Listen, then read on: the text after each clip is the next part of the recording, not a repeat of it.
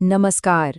आज हम एक ऐसे सवाल की गहराई में उतरने वाले हैं, एक ऐसा सवाल जो यकीन मानिए हजारों सालों से पूछा जा रहा है। एक सवाल जो हमारी चेतना के, कह सकते हैं, सबसे गहरे स्तर को छूता है।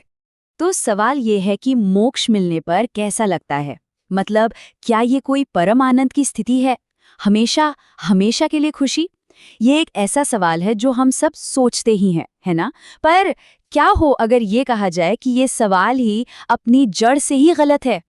जी हाँ, बिल्कुल। ये सवाल ये अपने आप में ही एक भ्रम पर टिका हुआ है। ये मानकर चलता है कि मोक्ष कोई कोई अनुभव है, कोई चीज़ है जिसे पाया जा सकता है, महसूस किया जा सकता है। लेकिन अष्टावक्र मुनि जैसे ज्ञानी हमें बताते हैं कि सच्चाई सच्चाई इससे कहीं ज़्यादा गहरी है। तो ठीक है, चलिए इस भ्रामक सवाल को थोड़ा तोड़ कर देखते हैं। असल में मोक्ष को एक अनुभव की तरह देखने की जो इच्छा है ना, वही तो वो पहला पर्दा है जिसे हमें हटाना होगा। तो सीधी सी बात यह है कि मोक्ष कोई नया अनुभव नहीं है जिसे हासिल किया जाता है। नहीं, ये तो उस मैं का अंत है जो अनुभव करता है। जो पकड़ने वाला है ना, उसी का विलीन हो जाना है। हाँ, ये विचार थोड़ा चौंकाने वाला लग सकता है, क्योंकि हमारा मन तो हर चीज को एक अनुभव की तरह ही पकड़ना चाहता है ना। तो फिर सवाल उठता है, अगर मोक्ष अनुभव नहीं है तो फिर ये है क्या? देखिए, ऐसे समझने के लिए उपनिषदों में एक बहुत ही सुंदर कहानी का इस्तेमाल किया गया है। एक कल्पना करते हैं, सोचिए एक नमक की गुड़िया के बारे में। ये गुड़िया निकली है समुद्र की गहराई नापने।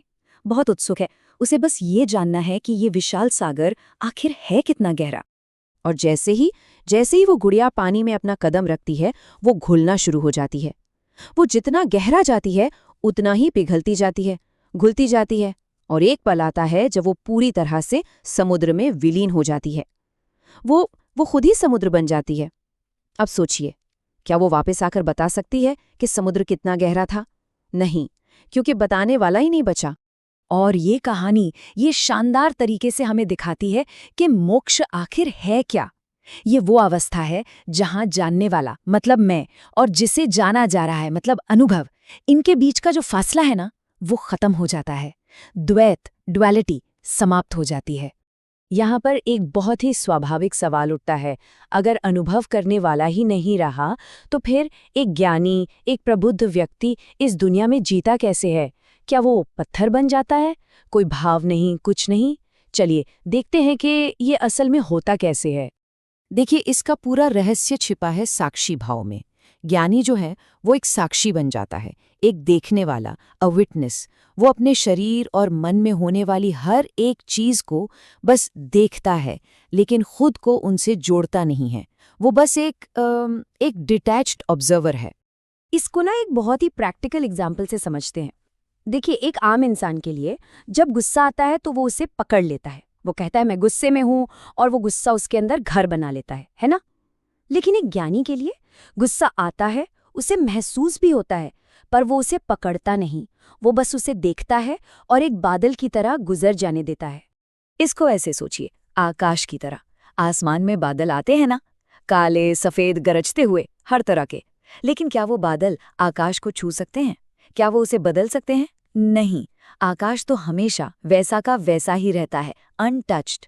ठीक वैसे ही ज्ञानी के लिए विचार और भावनाएं, ये सब उन बादलों की तरह हैं। वो आते हैं और चले जाते हैं, जबकि उसका जो भीतरी आकाश है, उसकी असली चेतना, वो हमेशा शांत और अछूती रहती है। और यहीं से हम एक और बहुत गहरी गलतफहमी पर आते हैं। अक्सर लोग सोचते हैं कि मोक्ष का मतलब है सारे दर्द का पूरी तरह से खत्म हो जाना और बस हमेशा के लिए सुखी सुख। तो सवाल ये है कि क्या एक मुक्त व्यक्ति को शारीरिक दर्द या कोई इमोशनल दुख महसूस नहीं होता? मतलब, अगर उनके जीवन में कोई बड़ी त्रासदी हो जाए तो क्या वो दुखी नहीं होते? नहीं, ऐसा बिल्कुल नहीं है, और इस बात को समझना बहुत जरूरी है। देखिए, ये पीड़ा का अंत नहीं है, ये पीड़ा से बंधन का अंत है। दर्द और दुख तो अभी भी अनुभव हो सकते हैं। शरीर को दर्द होगा, मन में दुख आएगा, लेकिन ज्ञानी उनसे अपनी पहचान नहीं जोड़ता। जैसा संतों ने कहा है, आना उसका स्वभाव है, पकड़ना तेरा स्वभाव बन गया है। ज्ञानी बस उस पकड़ना छोड़ देता है। ये जीवन, ये तो ड्युअलिटी से भरा है ना। सुख और दुख, फायदा और नुकसान, जन्म और मृत्यु। एक आम इंसान इन सब में खुद को एक एक्टर की तरह फंसा हुआ महसूस करता है, कहानी में खो जाता है। लेकिन ज्ञानी ये जानता है कि वो तो बस एक दर्शक है जो एक नाटक देख रहा है। वो नाटक के दृश्यों को अनुभव कर सकता है, वो रो भी सकता है, हंस भी सकता है, लेकिन अंदर ही अंदर वो ये जानता है कि ये सब बस टेम्परेरी है, ये असलियत नहीं है। तो अब हम आते हैं अपने सबसे आखिरी और शायद सबसे जरूरी पॉइंट पर, मोक्ष। कोई लक्ष्य नहीं है जिसे हासिल करना है, ये तो एक सत्य है जिसे बस पहचानना है। ये एक जागरण है, एन अवेकनिंग। इसे समझने के लिए चलिए एक आखिरी कहानी देखते हैं। कल्पना कीजिए एक सपना चल रहा है और उस सपने में कोई इंसान जंजीरों में बंधा हुआ है। वो संघर्ष कर रहा है, भागने की कोशिश कर रहा है, बहुत डरा हुआ है। तो अब सवाल ये है कि उन सपनों की जंजीरों को तोड़ने के लिए, उस संघर्ष से बाहर निकलने के लिए क्या करने की जरूरत है? क्या कोई चाबी ढूंढनी होगी या फिर और ज्यादा ताकत लगानी होगी? नहीं, बस एक काम करना है, जाग जाना है। जिस पल आँख खुलती है, वो जंजीरें, वो संघर्ष, वो डर, सब कुछ गायब। बंधन को तोड़ना नहीं पड़ा, बस जागना पड़ा। मोक्ष भी ठीक ऐसा ही है। ये कोई अचीवमेंट नहीं है, ये एक अवेकनिंग है। तो आखिर में बात यह है कि मोक्ष कोई ऐसी चीज नहीं है जिसे पाया जाता है। ये तो उस चीज को खो देना है जो झूठी थी, जो एक भ्रम था।